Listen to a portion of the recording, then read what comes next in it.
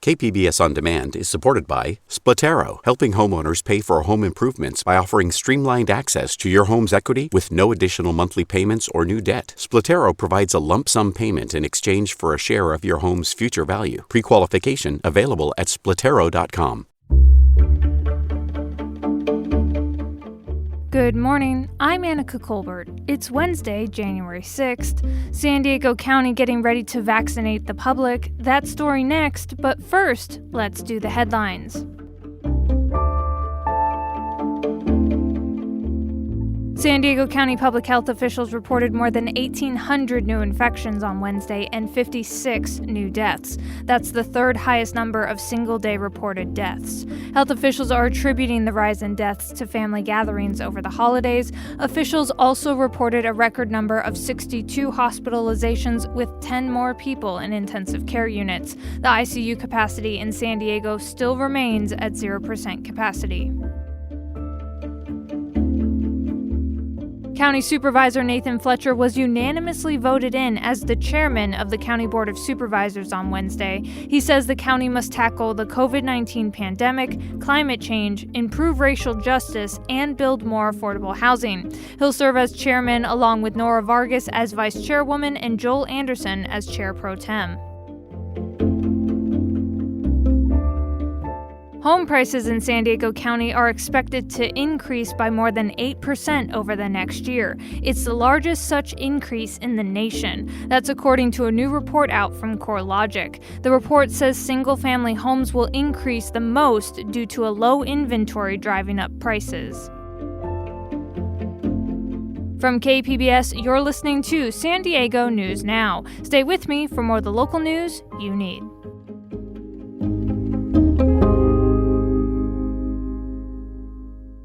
KPBS On Demand is supported by UC San Diego's Art Power, presenting cellist Joshua Roman, performing from his album Immunity, alongside music by J.S. Bach and more. Sunday, June 22nd at UC San Diego's Epstein Family Amphitheater. Reserve your tickets at artpower.ucsd.edu.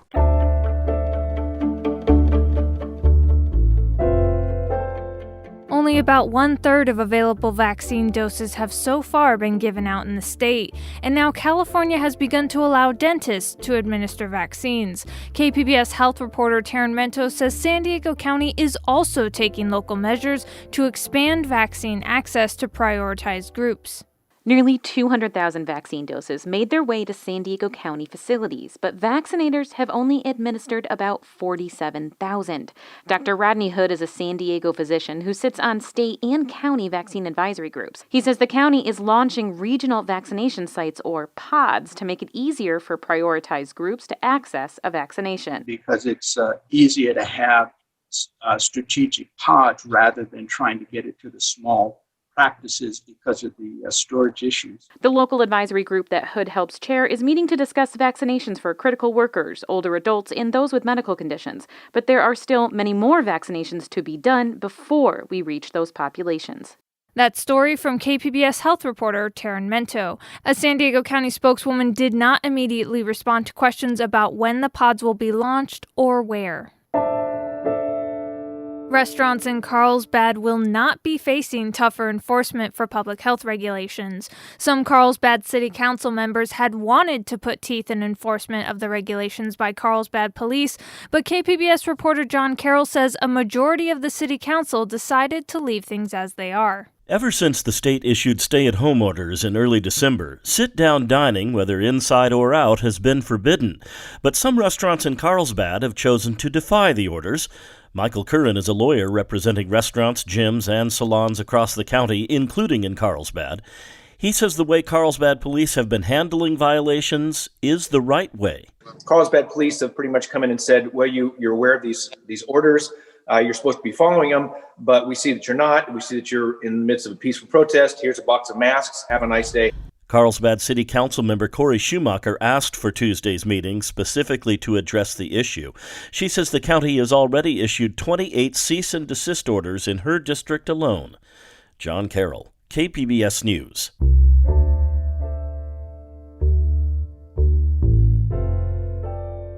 San Diego County school districts will get about $390 million from the stimulus package Congress passed last month. KPBS education reporter Joe Hong has more about how the money will and won't help. About $128 million in new stimulus money will flow to San Diego Unified School District. And while this money will help the district avoid layoffs this year, School Board Vice President Richard Barrera says the county's largest district will need even more money if it wants to heal the academic wounds caused by distance learning. It's a good first step, but there's a lot of work that needs to be done both at the federal and state level to get schools the resources that we'll need over the course of this next really couple of years. Barrera said to really address the long-term effects of the pandemic on schools, the district will need to fund an extended summer school in 2021, hire more mental health professionals, and shrink class sizes for the next several school years. Joe Hong, KPBS News. The massive government spending bill that passed last month included money for building the border wall, and it has opponents of the wall worried about what this says about the priorities for the incoming Biden administration. KPBS's Max Rivlin-Nadler reports. Last month, Congress approved over $1 billion for border wall funding, with bipartisan support, including all of San Diego's Democratic congressional delegation. Pedro Rios is with the American Friends Service Committee. He says while President-elect Biden has pledged not to build any more border wall, that doesn't necessarily mean he won't follow through on existing contracts or replace existing border wall. I think it's important for people to understand that when they're talking about border wall replacement, it's actually extremely devastating type of replacement that's being done. It's important to be precise about what that replacement border wall actually means and what it will look like. The Biden transition team says it will rescind the national emergency along the southern border, which allowed the Trump administration to bypass lengthy reviews to expedite border wall construction. Max Rivlin-Nadler, KPBS News. A new report released by the state attorney general shows very little has changed with regards to racial profiling by California police officers in 2019. Cap Radio's Sarah Mises-Tan reports. The data was collected from the state's largest law enforcement agencies, including sheriff and police departments in LA, San Francisco, and Sacramento. Of the roughly 4 million traffic and pedestrian stops analyzed, the report found police were more likely to pull over people officers identified as Hispanic men. About 16% of stops police made were identified as African Americans, but only about 6% of the state's population is Black, according to census numbers. The report also shows that officers were more likely to search or use force against African Americans compared to white people. The Attorney General's office says it hopes the data can help shape police reform policy this year. In Sacramento, I'm Sarah Mises-Tan. Coming up, coffee is typically grown in tropical regions, and yet coffee farms are thriving in San Diego's North County. We'll have that story next, just after the break.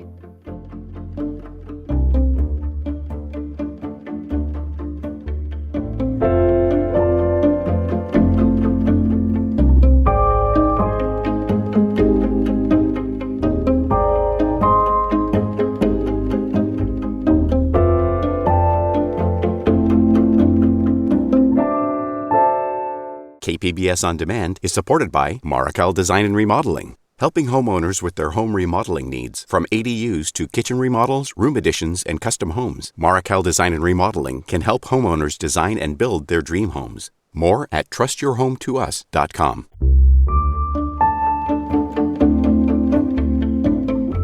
San Diego is known in the farming world for avocados, citrus groves, and its emerging wine industry. Now coffee is starting to find a home in the region. KPBS North County reporter Jacob Baer tells us how San Diego County has developed more coffee farms than any other place in California. Coffee is typically grown in tropical regions and was previously considered a non-viable crop in the continental United States. But along the 76 freeway corridor in San Diego's North County, farmers are growing California coffee. Singer-songwriter Jason Mraz owns one of those farms in East Oceanside. Hey, how you guys doing? 5 years ago, he became one of the first farmers in the region to plant coffee trees. It's not easy to harvest. I mean, it could take you all day just to harvest one, because you go blind in the sunlight or the shade, or you're sticky with insects or the fruit.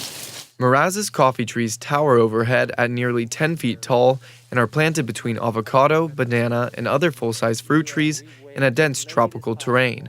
He has 11 species of coffee on his 18-acre property and recently started selling his coffee beans commercially. The varieties of coffee fruit, or cherries as farmers call them, that grow on his 3,500 coffee trees are considered rare and often carry hefty price tags once roasted, especially a variety called geisha. Whether it's through folklore or legendary that it's a brilliant bean, or just continued testing, drinking, and scoring high, it continues to just outperform all other coffees. Mraz and all coffee growers across California get plant material, farming knowledge, and post-harvest processing from a company called Fringe Coffee. Fringe co-founder and CEO Jay Ruskey first started his journey into California coffee about 20 years ago. Over the past few years, the coffee industry has started to take notice of his plan. I submitted some coffees to Coffee Review. We got like 27th in the world and got a lot of press on that. And then all of a sudden, I realized there was a chance that we can do something bigger. Fringe Coffee now works with 67 farms across the state and 42 farms in San Diego County. California coffee cherries are known for their slow-growing process, which Ruskey says enhances their flavor profiles. He equates the growing process, blending methods, and market for California coffee to another product, California wine, which is produced in some of the same regions where coffee is now growing. The farmers out there in Southern California, mainly like Santa Barbara, Ventura, and San Diego, were really looking for something new. And so Fringe Coffee and our coffee program was something that they thought they could adapt. While getting a coffee farm started in California is a challenge, the Fringe team shares planting and care methods with farmers like Mraz. In these aging avocado groves, which are all throughout San Diego, you can put rows of coffee between them. I don't want to make it sound like it's easy, but there is a symbiosis or a relativity between the coffee and the avo that does really well. Bluetail Coffee Grove owner Kyle Rosa learned early that coffee growing isn't easy. He lost 37% of his crop during his first year due to unforeseen overnight temperatures that got too cold. I have something new to worry about every stage. So, can I get them in the ground? Yes. Will they grow? Yes. Will they produce cherries? Yes. Now the next stage is, will the cherries be of high quality? Rosa's farm lies between Vista and San Marcos. He has yet to sell his product commercially, but he is set to open a drinkery called Breaker's Coffee and Wine in Del Mar this spring. Whether you want the caffeine buzz or the alcohol buzz is up to you. But being able to explore new lands in terms of coffee and wine is what we're really pushing. While California's coffee industry is still in its infancy, Mraz sees it continuing to grow, perhaps joining other prize industries in the state.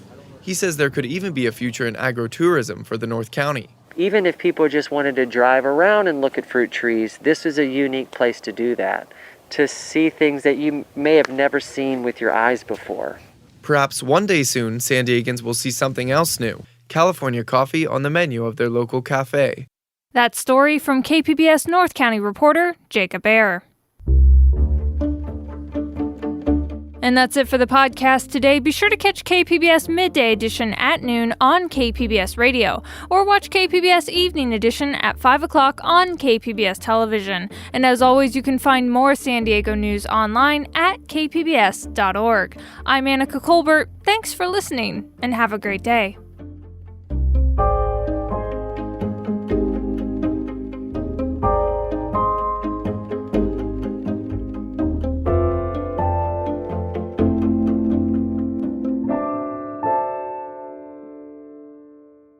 KPBS On Demand is supported by Paint Care, offering households and businesses in California more than 800 leftover paint drop-off sites for recycling.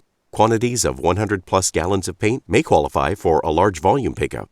Learn more at paintcare.org.